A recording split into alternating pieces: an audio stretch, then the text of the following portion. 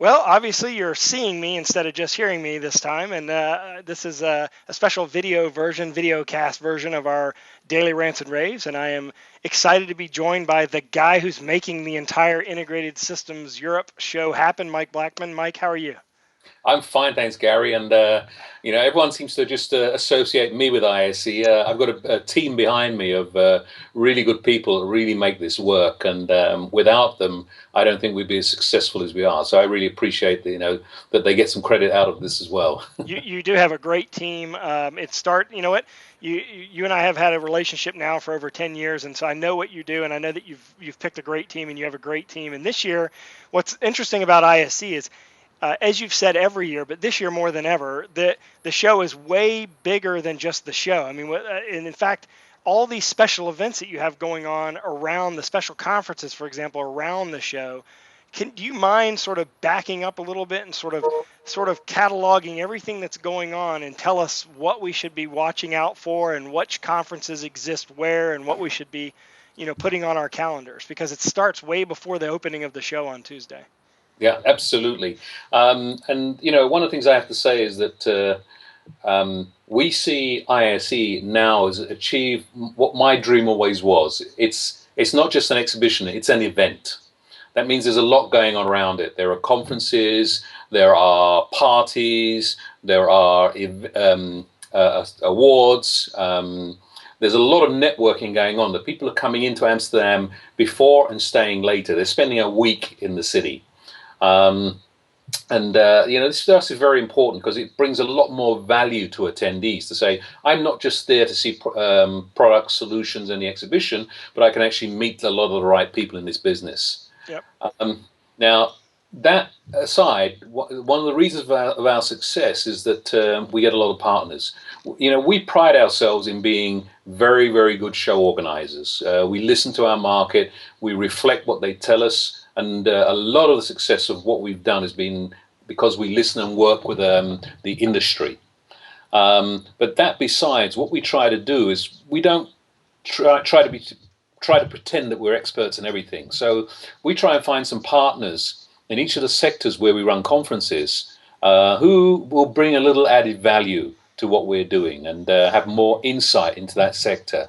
And as such, almost all the conferences we do, we found external partners to work with us to actually help enhance the value and what we're offering on that. Starting with that is the Smart Building Conference, which we're running now for the third time. We ran it for the first time last year in Amsterdam, very successfully.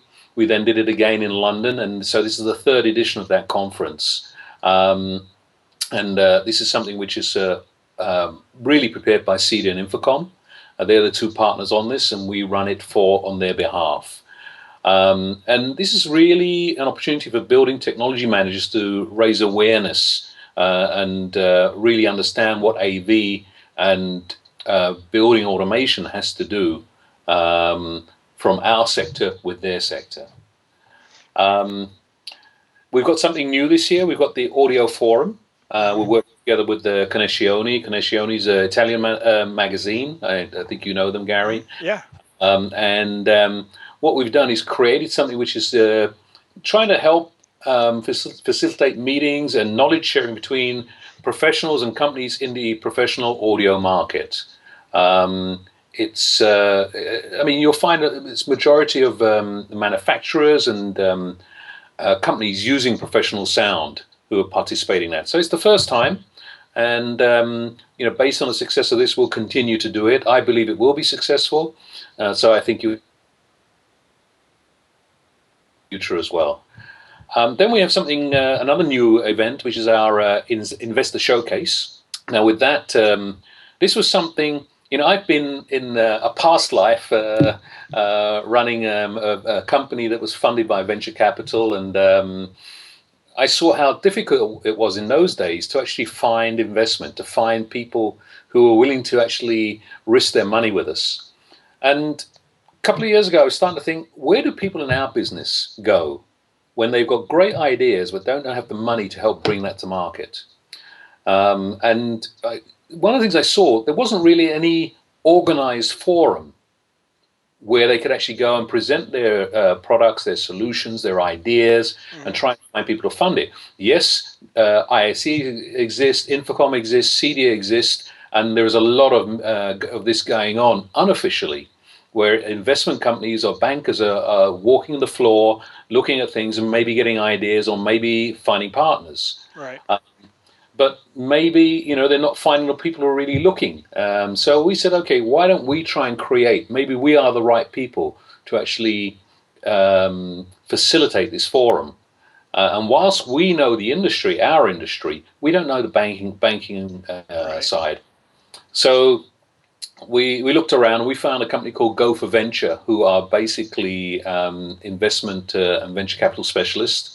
They've been running some conferences in this sector. They know the banking community, and pitched the idea to them. They thought it was fantastic, and then they popped up and said, we're involved in about 5 companies already at ISE. And I said, wow. Yeah, I read all about that today. In fact, we just wrote a story and posted a story today about this. I think this is one of the most creative things that's been at a AV trade show in years. I think this is a great idea. I think that's going to be very successful. And you think about it, your show floor is probably filled with at least, I would bet between 50 and 100 little small companies with one great idea that if they had a few $1,000s or a few thousand euros, or maybe they need a little bit more to launch an entire product line from. Yeah. So, and this was the idea, and we've done it on a small scale this year, just to really try and roll it out. But we see this as being potentially a regular event. We've invested quite a lot of marketing into it, and it's a cost for us. There is Right. we have invited both the presenters, the companies who want to pitch, and the people who want to listen this year. I mean, very selective on who we're having in there. Sure. So it's been a free to attend event for the right people, but again, being selective of who we bring in there. So that's something new. We're keeping our fingers crossed on that one, that this will be successful. I have high hopes for it, and again, it's something else which we see continuing, and maybe also in North America. Yeah, that'd be great. I think it's a great idea. Then, as usual, we have from both the association side, CEDA and Infocom, because we see the industry. This is a great platform for integrators and installers to come and learn. So, from both CEDA and Infocom, there are 3 full days of education being presented. There's certification being offered as well. So, again, and you can see these programs. You can see everything which is available on our website. That's www.iseurope.org, and just look under education for that, and you'll see everything that's being offered, and sign up for it. There's a lot available. Well, in fact, what we'll do is posted with this video, you'll see a write-up about this video. I'll post links about each one of those conferences in there, so that if you're interested in registering or finding out more information, you'll be able to do that directly out of this video. So that's a great thing. And of course, if you haven't registered for the show yet, this is a chance for you to do it. Stop the video right now. Go register, because we've given you a free code. You can go do it now, and there's only a week and a half. Actually, the show starts in less than 2 weeks from today. 2 weeks from yesterday. So yeah. So we got even more. This year we've also done something new. We have paid for content in terms of some of the conferences, education, etc. But we've also we decided to create 2 theaters. One is the commercial theater, which is in Hall 8, and the other one is the residential theater in Hall 7. Both these theaters are running presentations throughout the shows. They're starting at about 10 o'clock in the morning, and there's a full program running through each day with different subjects. And I think so. It's something, I think I've said this before. We see ISE as being like a magazine. There has to be content in both what we see as the advertising, and that's the exhibitors, and the editorial content, which is the conferences, the education, and things like this, where we are presenting free of charge information and knowledge to the attendees. So again, programs running in both those theaters throughout the whole show, and I expect that they should be very good as well. And we spent a bit of money this time in actually designing the theaters, so there's something that look quite good as well. Good. Again, working with groups, we worked this year. We've started something new. That's the Sport Facility Integration Summit, and that's with the Sport Video Group Europe. And this is something where you can actually find out, or if people who are interested or who are in that sector can find out more about the latest trends and techniques for stadiums and sports facilities. Again, a new event. We're working with the association directly, and it's primarily for their members and people who are actually in that sector. We built another theatre in the show. This will be it'll be signposted throughout the show, and that's the immersive sound experience. Many of you are probably aware that in both the commercial and residential theatre sectors, that best way to maybe describe it is maybe 3D sound is something which is becoming quite new. Oro technology, Dolby's getting into this, DTS, etc. A lot of the studios have already started reprogramming the audio on their films into immersive sound. And we're presenting this for the first time at ISE. We have the founder of Oro there presenting. He will also be in the residential theatre as well, presenting. And this is a cooperation between Datasat, Genelec, Lang, and Screenline to create this theatre and really tell people about what's possible and what's coming. And I think it'll be a really good experience to actually go in. There will be seminars or presentations, as well as show reels being shown throughout each day. So you get a real experience and you can actually learn about it. Excellent. We also are still working with the IMCCA. So in terms of unified communications and collaborative conferencing, you'll find a theatre there, or in the Elysium presentations being run in that sector. And then one of our partners who ran the digital signage conference for us in the past, Invidis Consulting, are doing show floor tours and an executive introduction into and a summary of the digital signage market in Europe. And again, very interesting. They're a consulting company who actually work in this sector and providing good information. And if you really want to get a tour of digital signage on the show floor, they're doing this on a daily basis as well. So you've got an amazing array of special. I mean, here you're going to go to the show, and there's so much more to offer that's around the show than just going to see exhibits. As you said, I like your analogy to a magazine. You're providing the advertising content, which is the exhibitors, but then you're providing all the editorial content, which is all the theaters that you have and all the special events. And I think that's great. And you can again get a review of all this. You just go to IS Europe.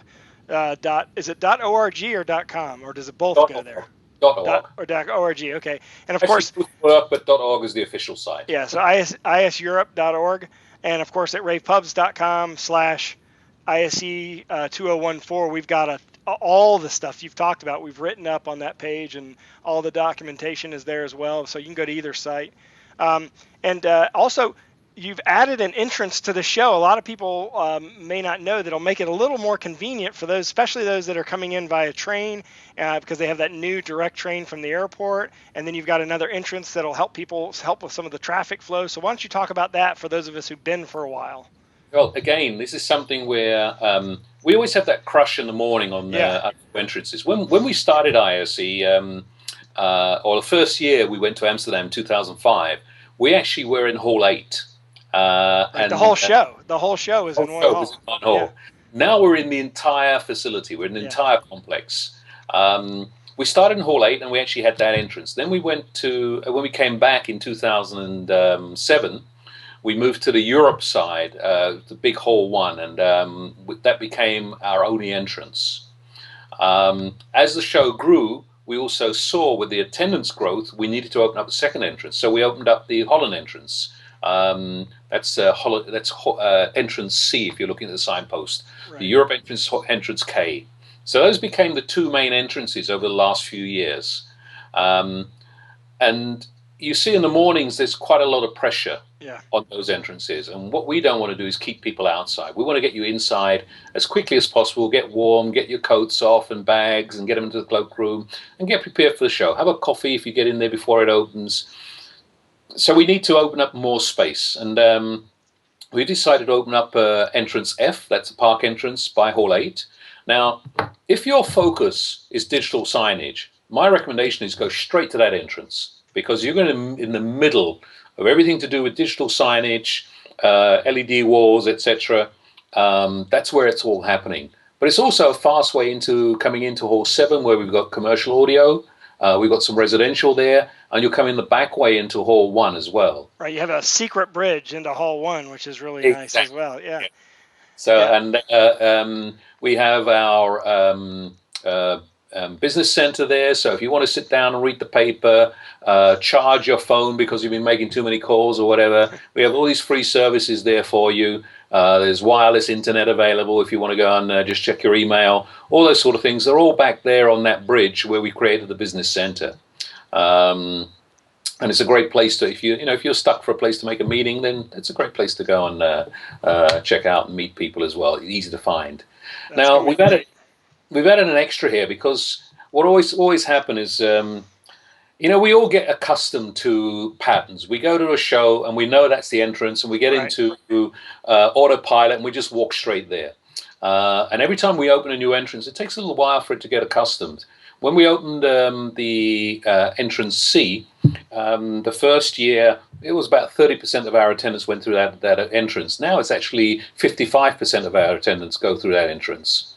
So we decided to push a little bit and help people, and we're providing a rickshaw service. Yes, that's neat. I love that idea. When in Rome, do as the Romans. So we said we'd do a bike service. And this service runs from the Rye station to Hall 8. It's the distance to the entrance actually probably about the same as going to the Holland entrance, almost the same. But with the rickshaw service, you'll get there faster and save some wear and tear on your feet as well. And that's going to be running every morning from about 8:30 until midday, ferrying people to that entrance. Yeah, and that'll make it easier for those people coming in just for the day. Like they're coming in for the show for the day, because they won't have to worry about parking. They can fly right in. They can take the train right in, take the bikes and get right in Hall 8 and move quickly through the hall. In fact, if you enter through Hall 8, in my opinion, that's the best way to go, because everybody else is going to be going front to back. You'll be going back to front, so it'll actually be a great way to move. I'd like to back up a little bit, because you've got some expertise, and I've got you, and I know we're here to talk about ISE, but I'd like to pick your brain a minute, because I mean, it's not often that we get a chance to talk like this, and even though we're real close to the show, the worldwide economy affected everybody starting in 2008. Not a single country in the world was not affected. Without artificially maybe propping up an economy here and there, everybody was affected. Would you mind sort of backing up just a second and give me a state of the EMEA market right now? What's going on? How do people feel about what's going on in the industry, and how do you feel about 2014 as a breakout year? Okay.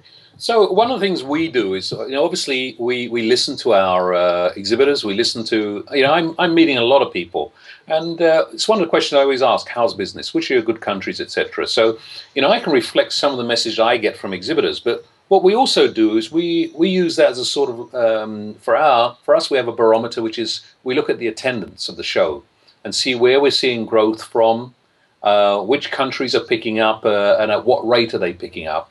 And we feel for us it's a good barometer to say where the business is actually happening. It tends to reflect on where people are actually coming to find out more about the market. Mm-hmm. Yeah. So what we've seen is that the UK is bouncing back quite strongly, and attendance-wise. Now, we've been growing in attendance every year, and even in the UK, we've never slipped back. But our growth rate on the UK attendance has really accelerated again. And for us, that's quite a message that market's picking up again. And that's also what we're hearing from some of the exhibitors. We get a lot of strong attendance from the Benelux region. Now, it's a region that we don't strongly market. The reason is, firstly, there aren't that many publications. There are more publications in the UK than there are in the entire Benelux. But we also worry about picking up the prosumers. We're very, very, it would be easy. We could double the attendance of ISE overnight, very easily, by just slamming a lot of promotion in the Benelux region. Those guys with the shortest journey. But we specifically do not do it because we want to really maintain the quality of our attendance. So we're very, very specific about what channels we use to give out free tickets, to promote the show, and try to make sure that really the people who are in the business are being invited. But despite that, we're seeing a lot of strong attendance from that sector as well. Germany, again, the same thing, particularly in the commercial sector. Residential sector, not so strong as it was, but we are seeing some growth there as well. Southern Europe is starting to pick up again, which is surprising for us, but we're certainly seeing movement happening now in Italy, in Spain. Those were the countries that really were suffering in the last couple of years. Yeah. And we're seeing, certainly in reflection to our attendance, it's growing there again. Eastern Europe as well. So overall, we're seeing general increase. Our attendance at the moment, we're running substantially ahead of where we were this time last year in terms of pre-registration. So you're certainly going to see a larger show. Whether that we're just getting early registrations and it's going to be a massive increase, or if we're just a standard increase, or if we're really getting a lot of new people early, I can't say yet. But certainly we'll have a bigger attendance than we had last year. And last year was also a record. Yeah, what was the actual number from last year? If I don't recall off the top of my head. It was 44,000 and change. Now I knew you'd know it. I knew you'd know it right off the top of your head. I just wondering if Jason McGraw happens to be watching this, if he notices that number. But so you may hit the 50,000. Yeah, you may hit the 50,000 number, but who knows? One thing that we've always heard from. I have to say one thing, because you always, I think everyone tries to build up this rivalry between myself and Jason. Jason, I learned a lot of what I do from Jason.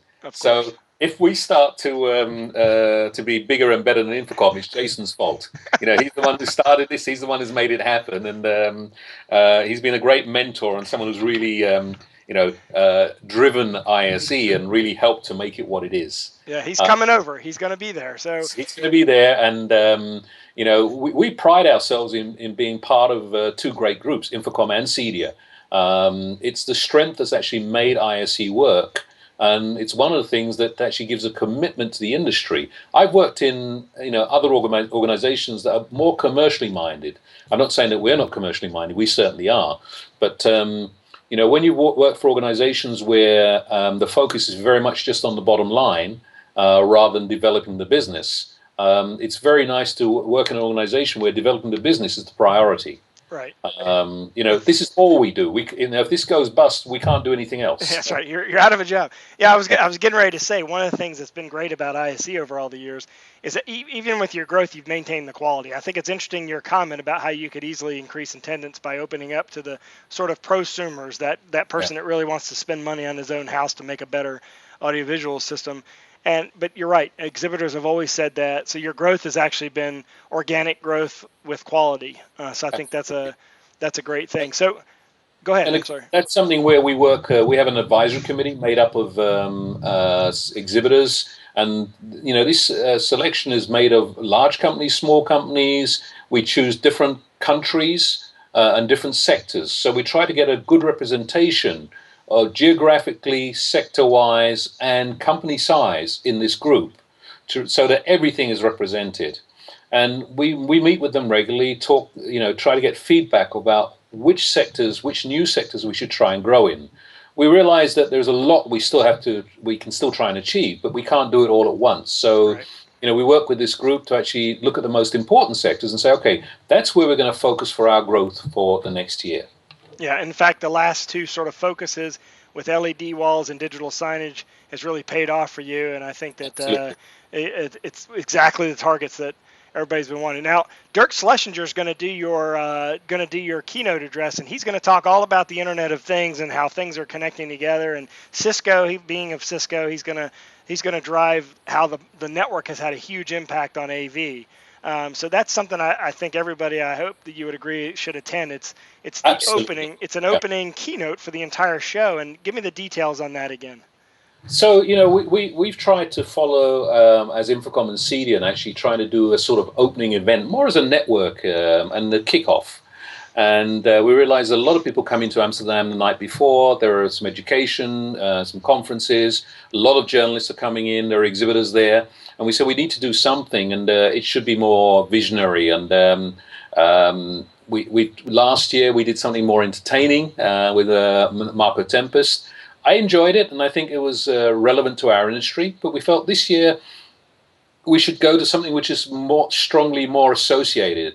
And when we saw this announcement that suddenly, four of our major exhibitors are all getting together to actually create a standard, an open standard for everybody, Hmm. we said, "Oh wow, that's something that's quite neutral and quite important. Well, should make differences to our industry. Why don't we try and find out more about it?" And we talked to the various companies, and Cisco were very cooperative with us and said, we'd like to come and tell about this and show what opportunities there are for companies in this industry to benefit from this. So it's not a selling exercise. It's very much an information about what's going on here, what they're planning, how this platform is going to work, and what the potential is, Right. just generally in the industry. So it will be something visionary, and I think it'll be very knowledgeable, and I'm looking forward to it. And it starts at what time on Monday again? It starts at 6 o'clock on Monday, and we follow immediately by the opening reception. So come and get a bite and some free drinks from us as well, and come and talk to industry people. I think there'll be a lot of interesting people there. I understand from you, Gary, as well, that you're going to have someone running around showing some magic tricks. One of my We favorite. well, you and I both have a love of magic, so we're anybody who's listening to this that loves magic. We're gonna have a magician. We're gonna bring the game from Infocom to ISE this year, and the sponsors of Rave's coverage will have a magician in their booth each day. But we're going to bring the magician to the reception, the opening reception, the night after the keynote address, and he'll go around doing magic tricks. And I have a feeling that you're going to be following him around because you're going to love this guy. But but so just look for him. You won't miss him because he'll have a crowd of people around him entertaining him. But so there, and this kind of show can't happen without. I mean, we wouldn't be able to do our coverage without the sponsors that we have. I mean, companies like Christie and Barco, NEC, Cisco, and Atlas Sound. And I know a lot of those same sponsors are big supporters of ISE and have been for years and years and years. And there's some others. And I think I'm sure you want to recognize some of those because without them, and some of them are actually participants on your committee that you talked about Absolutely. putting this show together. So this is I'd love for you to talk about them and sort of give them sort of a shout out. Well, we have quite a lot of sponsors, and I think we'd be here for another couple of hours if I mentioned everybody. But I'd like to mention some, particularly our platinum sponsors: Christie, Crestron, Barco, Blackmagic, Mitsubishi.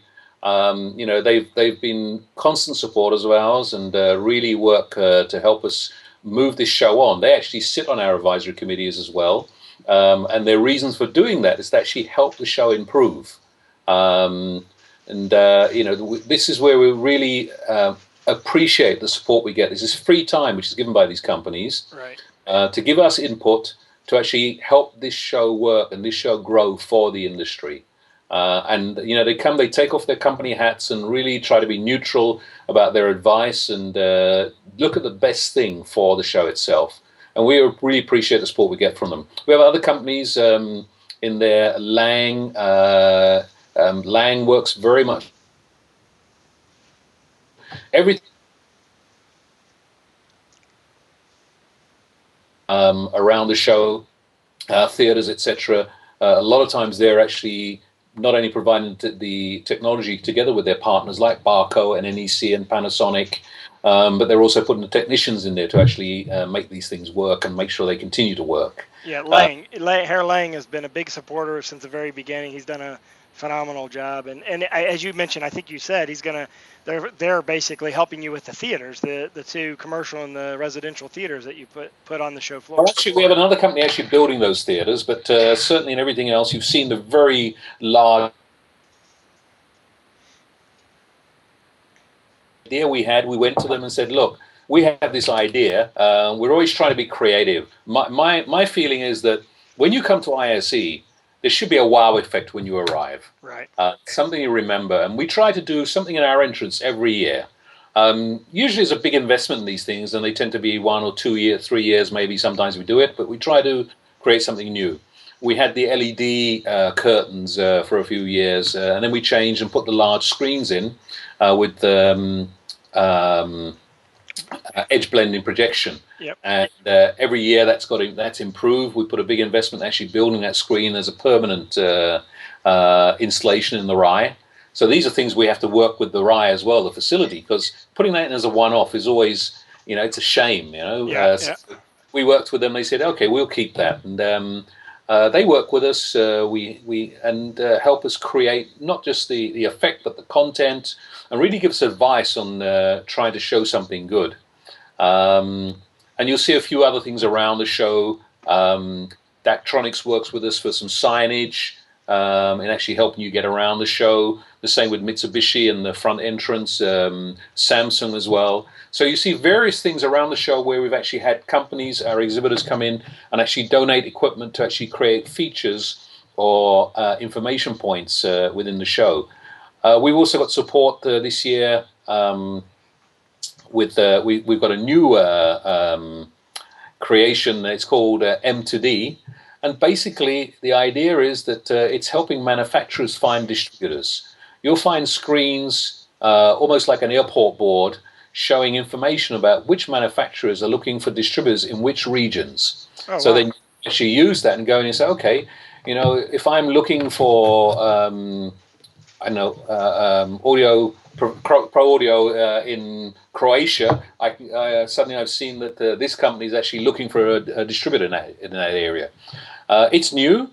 We were overwhelmed by the amount of manufacturers who've signed up for it, and also the amount of companies who are already signing up for appointments with these companies. So we're putting more and more things actually to facilitate both our attendees and our exhibitors to meet with each other and create business.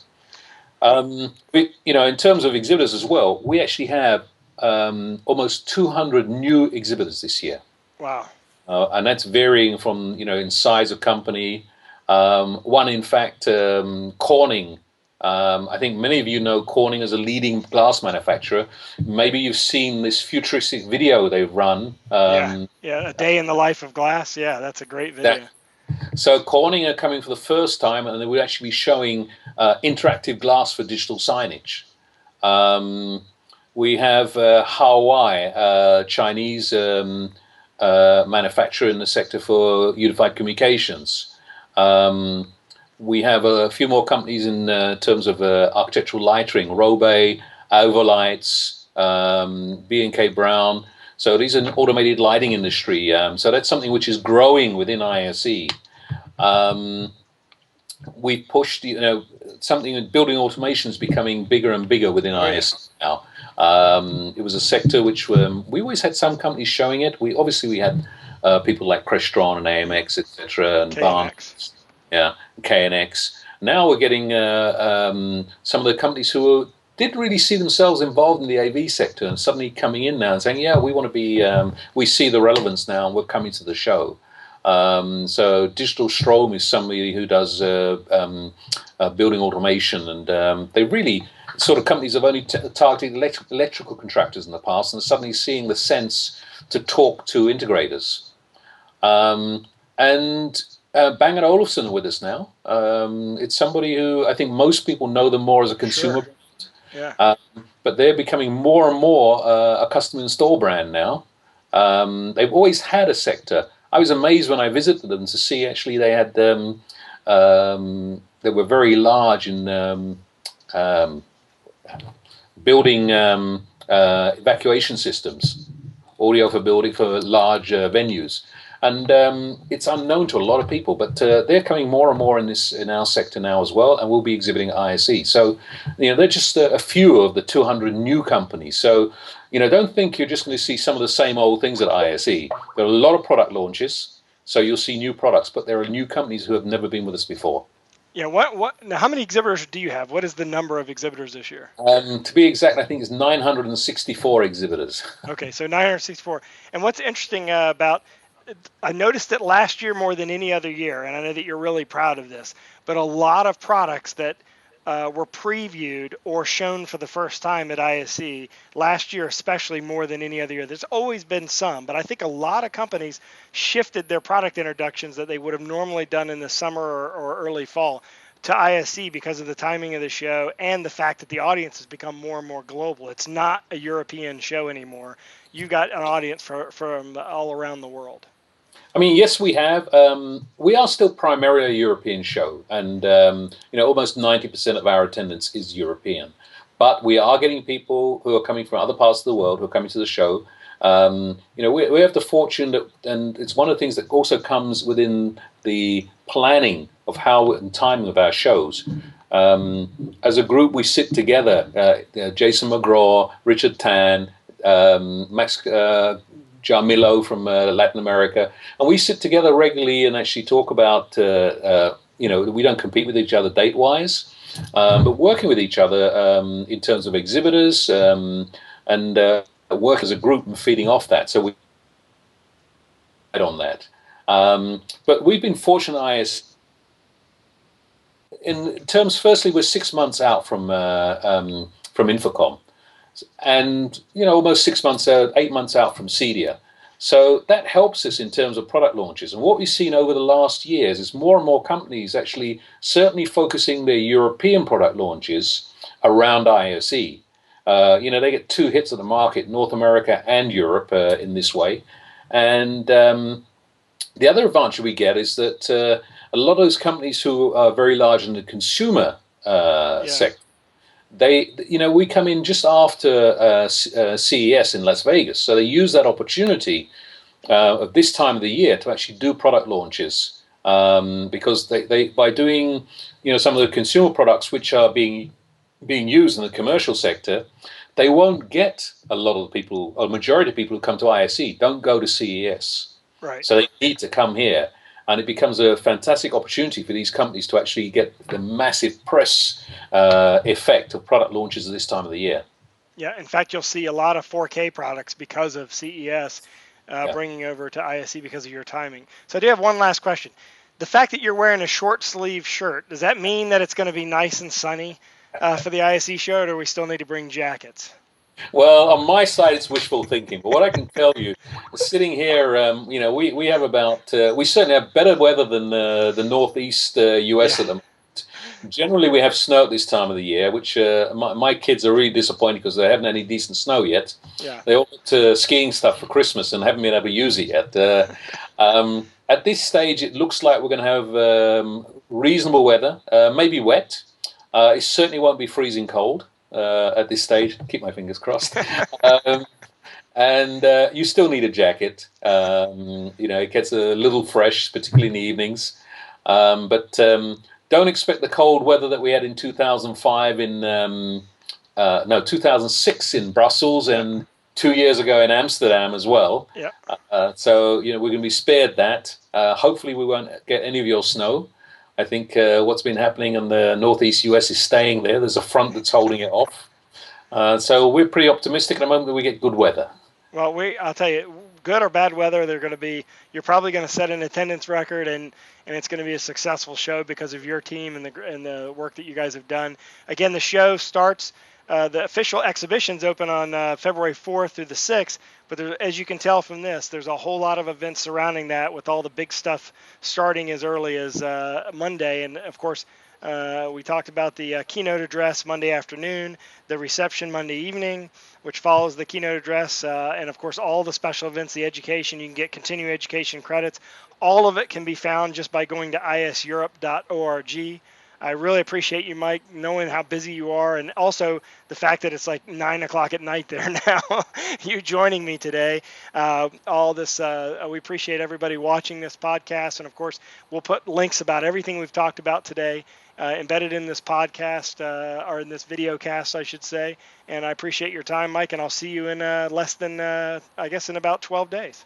About 12 days. Looking forward to seeing you there, Gary, and we are looking forward to welcoming everybody to Amsterdam and a great show. So see you there. We'll see you then, and don't forget www.iseurope.org.